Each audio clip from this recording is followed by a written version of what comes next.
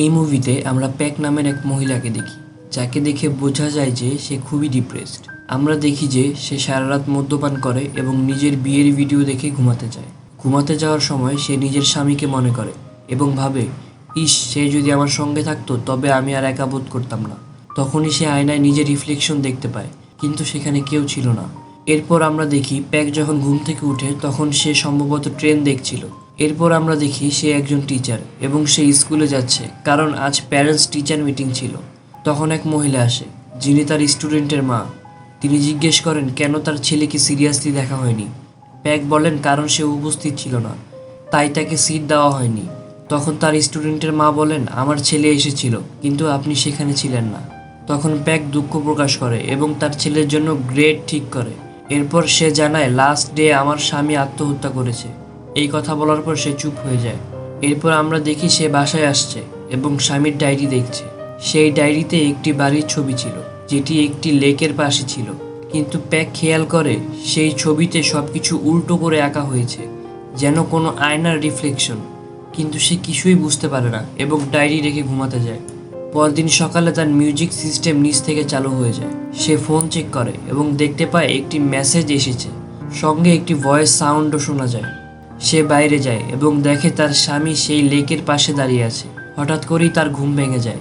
বোঝা যায় হয়তো সে স্বপ্ন দেখছিল। এরপর থেকে সে খুব ভয় পেতে শুরু করে। সে ফোন চার্জে দিয়ে আবার চেক করে, কিন্তু কিছুই পায় না। যখন সে ফোনের গ্যালারি দেখে তখন সেখানে এক অজানা মেয়ের ছবি দেখতে পায়, যেন শরীরের পাশ থেকে তোলা হয়েছে। তাকে দেখে মনে হয় মেয়েটি তার মতোই। এরপর সে তার বান্ধবীর কাছে যায় এবং ছবিটি দেখায়। বান্ধবী বলে, এটা হয়তো তুই। কিন্তু প্যাক বলে, আমার কাছে এরকম কোনো কাপড়ই নেই। তখন বান্ধবী হালকা হেসে বলে, এসব ভাবা ছেড়ে দে, শুধু তোর স্বামীর সঙ্গে কাটানো ভালো মুহূর্তগুলো মনে রাখ, হয়তো সেও তোকে দেখছে। এরপর প্যাক এবং তার বান্ধবী একটি বারে যায় এবং প্রচুর মদ্যপান করে। পরে বান্ধবী তাকে বাসায় পৌঁছে দিতে আসে। তখন প্যাক তাকে একটি গল্প শোনায়। সে যখন 17 বছর বয়সী ছিল তখন একটি ভয়ানক অ্যাক্সিডেন্ট হয়েছিল। তার গাড়ি খাদে পড়ে যায় এবং তার হার্ট রেট প্রায় 4 মিনিট বন্ধ হয়ে যায়। কিন্তু ডাক্তাররা কোনোভাবে তাকে বাঁচিয়ে তোলে। তার ঘরের মিউজিক নিচে থেকে চালু হয়ে যায়। সে চিৎকার করে বলে, যেই হোক সামনে এসো। তখন সে দেখে একটি মেয়ে তার ঘরের পেছন দিয়ে এসে লেকে ঝাঁপ দিচ্ছে। সে বারান্দা থেকে দেখে, কিন্তু সেখানে কিছুই ছিল না। এরপর সে হঠাৎ দেখে দুটি মেয়ে একে অপরের দিকে তাকাচ্ছে, যাদের মধ্যে একজন লেকের উপরে ছিল। একজন হঠাৎ অদৃশ্য হয়ে যায়। ঠিক তখনই তার কানে কিছু ফিসফিস শব্দ শোনা যায়। সে সাহস করে সেই দিকে যায়, যেখানে রক্তে ভেজা পায়ের ছাপ ছিল। তার মনে হতে থাকে হয়তো তার স্বামীর আত্মা আশেপাশে আছে। যখন সে ছুতে যায় তখন হঠাৎ সে অজ্ঞান হয়ে পড়ে। যখন তার জ্ঞান ফিরে আসে তখন সে দেখতে পায় সে যেন সেই লেকের ওপারে রয়েছে, যেখানে তার বাড়ির মতোই আরেকটা বাড়ি ছিল। সে দেখে সেখানে তার মতো দেখতে মেয়েরা আলাদা আলাদা ঘরে রয়েছে, যারা তার স্বামীর সঙ্গে আছে।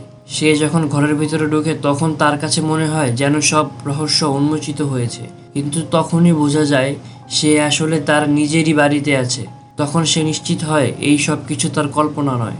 এরপর সে তার স্বামীর ফোন চেক করে, যেখানে সে অনেক মেয়ের ছবি পায়, যারা দেখতে একদম তার মতো। সে আবার সেই লেকের ওপারে যায় সত্য খুঁজতে। তখন তার বন্ধু তাকে পায় এবং বলে, ফরেস্টে একা যেও না। কিন্তু সে কিছুই শোনে না এবং চলে যায়। সেখানে সে ফরেস্টের মধ্যে একটি বাড়ি দেখতে পায়, যা তার বাড়ির মতো, কিন্তু খুবই খারাপ অবস্থায় ছিল। সে সেই বাড়ির মধ্যে ঢুকে এবং একটি ডল পায়, যেটার মধ্যে যন্ত্রণার শক্তি ছিল। তা দেখে সে নিশ্চিত হয় এখানে কিছু কালো জাদু হচ্ছে। সে আবার তার বাড়িতে ফিরে আসে এবং তার বন্ধুকে জিজ্ঞেস করে, তুমি আমাকে কেন থামাতে চাইছিলে? তুমি কি আমার স্বামীর সম্পর্কে কিছু জানো? তার খারাপ কাজ সম্পর্কে কিছু জানো? তার বন্ধু জানায়, আমি সেই বাড়িতে তোমার স্বামীর সঙ্গে একটি মেয়েকে দেখেছিলাম। আমি কিছু বলিনি, কারণ ভেবেছিলাম তোমার জীবন নষ্ট হয়ে যাবে। পরে সে তার স্বামীর জিনিসপত্র খুঁজে দেখে। সেখানে দুটি বই খুঁজে পায়, যেগুলো কালো জাদু নিয়ে লেখা। সে পড়ার চেষ্টা করে, কিন্তু কিছুই বুঝতে পারে না। রেগে গিয়ে সে ফরেস্টের বাড়ি থেকে আনা সেই পুতুলের নিচে ছুঁড়ে ফেলে, কিন্তু ডলটি পড়ার পরেও আবার নিচ থেকে সোজা হয়ে দাঁড়িয়ে যায়। এরপর হঠাৎ তার উপরতলা থেকে কিছু শব্দ আসতে থাকে। সে দেখতে যায় এবং একজন মানুষের ছায়া দেখতে পায়, যে তাকে দেখে নিজের মাথা তার দিকে ঘুরিয়ে নেয়। এটা দেখে সে খুবই ভয় পায়। এরপর সে সেই বুক স্টোরে যায়, যেখান থেকে বইগুলো কিনেছিল। সেখানে সে সেই মহিলাকে দেখে, যার ছবি সে স্বামীর ফোনে দেখেছে। বইয়ের দোকানের কর্মী জানায়, হয়তো আমি তাকে চিনতাম, কিন্তু আমরা ঘনিষ্ঠ ছিলাম না। সে এই সব ঘটনার কথা তার বান্ধবীকে বলে। বান্ধবী তাকে বলে, তুমি তোমার স্বামীর কথা ভাবা বন্ধ করো, সে এখন আর জীবিত নেই। সে আবার নিজের বাড়িতে ফিরে আসে। তখন সেই একই মহিলা যাকে বইয়ের দোকানে দেখেছিল তার সাথে দেখা করতে আসে। সে বলে, আমি তোমার স্বামীর ব্যাপারে খুব বেশি জানতাম না, আমরা কেবল ভালো বন্ধু ছিলাম। সে আরো বলে, তোমার স্বামী তোমাকে অনেক ভালোবাসতো। এই কথা বলে মহিলা চলে যায়। এরপর সে অনেক মদ্যপান করে, আবার সেই লেকের ওপারের বাড়িতে যায়, যেখানে সে তার স্বামীর আত্মাকে ডাকতে চেষ্টা করে। মেয়েটি সেখানে পৌঁছায় না, কিন্তু তবুও তার পা ঠিক হয়ে যায়। কিন্তু যখন আলো নিচের দিকে ফেলে দেখে, তখন দেখে অনেকগুলো মৃতদেহ পড়ে আছে। এটি দেখে সে খুবই ভয় পেয়ে যায় এবং দৌড়ে বাড়ি ফিরে আসে। বাড়িতে বসে সে এই সব চিন্তা করতে থাকে এবং কান্নায় ভেঙে পড়ে। সে তার স্বামীকে খুব মনে করতে থাকে। ঠিক তখনই সেখানে একটি ফ্ল্যাশের মতো কিছু ঘটে এবং সে দেখে ওয়াশরুমের দরজায় কিছু লেখা আছে। সে গিয়ে সেখানে বসে পড়ে এবং বোঝার চেষ্টা করে হয়তো সবকিছুই তার স্বামীর চিন্তারই ফল। পরবর্তীতে একটি সময় আসে যখন সে একা থাকে। হঠাৎ দেখে তার স্বামীর মতো একজন মেয়েটিকে আঘাত করছে। তখন সে মেয়েটির গলা চেপে ধরে এবং দরজায় আঘাত করে ফেলে দেয়।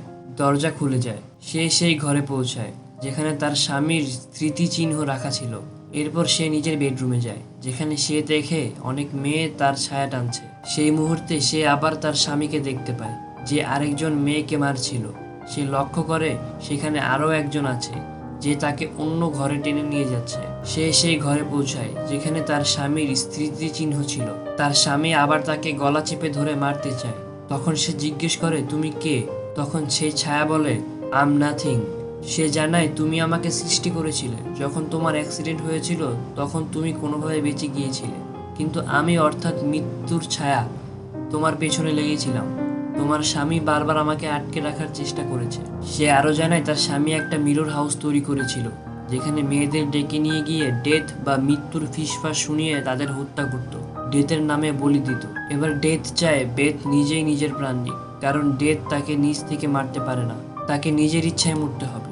তখন বেথ একটি বন্দুক তুলে নেয় এবং আত্মহত্যা করতে চায়। সে প্রস্তুত হয়ে গুলি চালাতে চায়, কিন্তু তখন তার বান্ধবী সেখানে এসে উপস্থিত হয়। অন্য জগতে থাকা বেথ তার বান্ধবীর ডাক শুনতে পায়। তখন তার জ্ঞান ফিরে পায় এবং দেখে সকাল হয়ে গেছে। সে বন্দুক হাতে নিয়ে বসেছিল। তার বান্ধবী তাকে পানির ধারে টেনে আনে। তারপর আমরা জানতে পারি কেন বেথের স্বামী আত্মহত্যা করেছিল। সে বুঝে গিয়েছিল বেথের মৃত্যু নিশ্চিত, আর সে নিজে কখনোই তাকে মারতে পারবে না। এই কারণে, ভালোবাসার কারণে, সে নিজেই আত্মহত্যা করে নেয়। শেষ দৃশ্যে তারা একটি বোটের দিকে দাঁড়িয়ে থাকে এবং এখানেই সিনেমা শেষ হয়।